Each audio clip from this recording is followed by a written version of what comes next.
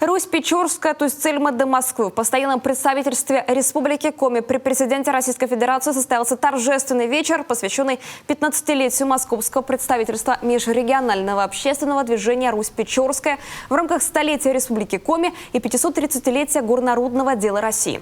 В 1491 году Иваном III из Москвы на реку Цильму была отправлена первая в русской истории геолого-разведочная экспедиция для поисков и разработки месторождений серебра.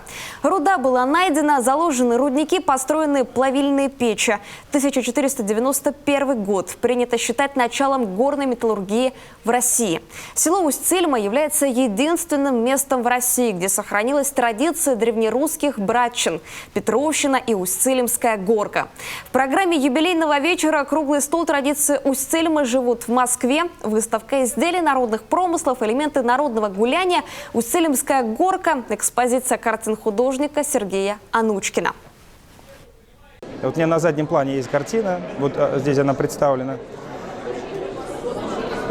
Она явилась началом вообще всей этой выставки, вообще всей этой серии работ. Русь Печорская, землячество усть-цилимов, проживающих в Москве, сохраняет и популяризирует усть-цилимские традиции. Сейчас действует 12 представительств Руси Печорской в разных городах России. Соблюдать традиции важно и нужно. Это и опыт более молодому поколению, и какой-то авторитет. То есть дети смотрят на взрослых и равняются, и хотят делать так же. Народ в Усть-Цильме очень важный и нужный, и обязательно про это надо говорить.